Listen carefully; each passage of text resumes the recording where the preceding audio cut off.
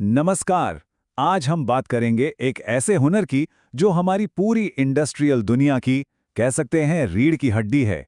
एक ऐसा क्राफ्ट जो सिर्फ धातु को मशीनों में बदल देता है। जी हाँ, आज हम जानेंगे फिटर के बारे में, जो असल में इंडस्ट्री का एक गुमनाम कारीगर है। जरा सोचिए, हमारे आसपास जो कुछ भी है, गाड़ियों से लेकर बड़े बड़े कारखानों तक, सब कुछ मशीनें ही तो बनाती हैं। पर सवाल यह है कि इन मशीनों को कौन बनाता है? कभी आया ये ख्याल? तो इसका जवाब है एक फिटर। ये वो स्किल्ड प्रोफेशनल्स होते हैं जो मेटल के अलग अलग पार्ट्स को असेंबल करते हैं, उन्हें फिट करते हैं और फिनिशिंग देकर एक पूरी वर्किंग मशीन तैयार कर देते हैं। और सिर्फ बनाते ही नहीं, उनका मेंटेनेंस भी करते हैं। सही मायनों में ये इंडस्ट्री के असली गुमनाम हीरो हैं। तो एक फिटर का काम वो सिर्फ हाथों का नहीं होता, बल्कि दिमाग से शुरू होता है। हर चीज की शुरुआत होती है एक प्लान से, एक ब्लूप्रिंट से। हर एक पार्ट, हर एक जॉइंट, सब कुछ एक डिटेल्ड टेक्निकल ड्राइंग्स में दिया होता है।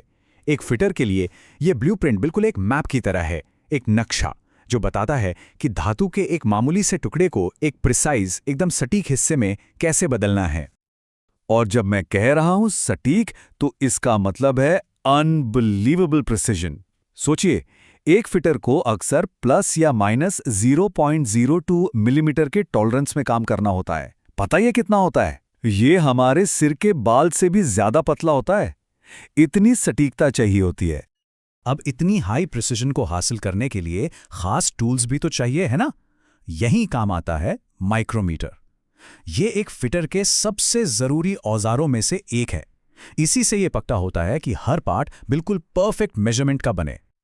और देखिए, प्रिसिजन सिर्फ बनाने तक ही सीमित नहीं है, उसे चेक करना भी उतना ही जरूरी है। हर प्रोसेस को, हर स्टेप को एक इंस्पेक्शन रिपोर्ट में रिकॉर्ड किया जाता है। जैसे यहाँ इस टेबल में देखिए, पार्ट 003 में जो थ्रेड कटिंग हुई, उसे रिजेक्ट कर दिया गया। मतलब काम में जरा सी भी चूक की कोई गुंजाइश नहीं है। ये है क्वालिटी कंट्रोल। तो ब्लूप्रिंट और मेजरमेंट्स तो हो गए। अब शुरू होती है असली हाथ की कारीगरी। ये वो स्टेज है जहां एक फिटर मेटल को शेप देना शुरू करता है, बिल्कुल एक मूर्तिकार की तरह, जो पत्थर नहीं बल्कि स्टील से एक मास्टरपीस गढ़ रहा हो। जैसे फाइलिंग का काम ही ले लीजिए। सुनने में बड़ा सिंपल लगता है ना, पर यह भी एक पूरा प्रोसेस है। पहले कच्चे मटेरियल का साइज चेक करो, फिर एक खास बास्टर्ड फाइल से खुरदुरी सतह को हटाओ, फिर ट्राई स्क्वायर से चेक करो कि सतह फ्लैट हुई या नहीं। उसके बाद मीडियम फिनिश के लिए दूसरी फाइल का इस्तेमाल करो, और ये सब तब तक दोहराते रहो जब तक सरफेस एकदम परफेक्ट फ्लैट और पैरेलल ना हो जाए। इसमें स्किल और पेशेंस दोनों लगते हैं। बिल्कुल वैसे ही एक छेद ड्रिल करना सिर्फ एक बटन दबाने जैसा नहीं है।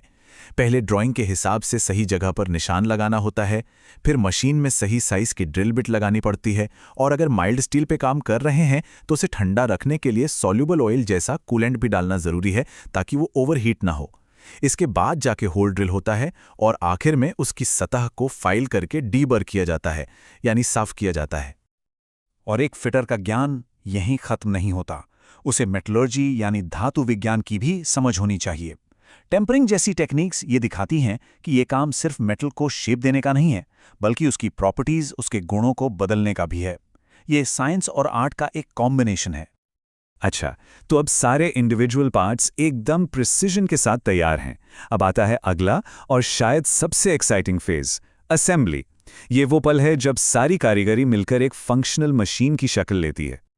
पार्ट्स को जोड़ने के लिए वेल्डिंग एक बहुत ही जरूरी टेक्निक है, और एक फिटर को इसमें माहिर होना पड़ता है। यहाँ दो मेन टाइप्स हैं, आर्क वेल्डिंग जो इलेक्ट्रिक आर्क से चलती है, और गैस वेल्डिंग जिसमें ऑक्सी एसिटिलीन फ्लेम का इस्तेमाल होता है। दोनों में कंट्रोल और मटेरियल बिल्कुल अलग अलग होते हैं।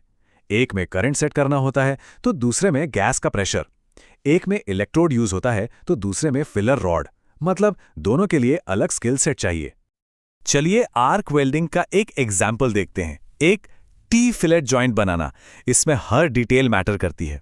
इलेक्ट्रोड का साइज 3.15 mm होना चाहिए। करंट सेटिंग 150 से 160 एम्प्स के बीच, और टेक्निक इलेक्ट्रोड को आगे पीछे मूव करना ताकि वेल्ड के आगे का मेटल पहले से ही थोड़ा गर्म हो जाए।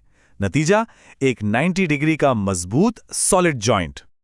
वहीं गैस वेल्डिंग की बात करें तो ये एक कंट्रोल्ड डांस की तरह है। गैस का प्रेशर ऑक्सीजन और एसिटिलीन दोनों के लिए 0.2 kgf पर सेंटीमीटर स्क्वायर पर सेट होता है। फ्लेम की नोक को मेटल से सिर्फ 2-3 mm दूर रखना होता है। फिलर रॉड का एंगल 30 से 40 डिग्री पर, और मोशन ब्लो पाइप के लिए सर्कुलर और रॉड के लिए पिस्टन जैसा। जब ये सब एक साथ सही तरीके से होता है तब जाके एक यूनिफॉर्म और गहरा वेल्ड बनता है। ये सच में एक कला है। तो एक फिटर सिर्फ मशीन बनाता नहीं है, वो उनका गार्डियन, उनका संरक्षक भी होता है। सेफ्टी और मेंटेनेंस, ये भी उसकी जिम्मेदारी का एक बहुत बड़ा हिस्सा है। इस काम में खतरों को देखते हुए सेफ्टी सबसे पहले आती है। पर्सनल प्रोटेक्टिव इक्विपमेंट यानी पीपीई के साथ कोई समझौता नहीं हो सकता।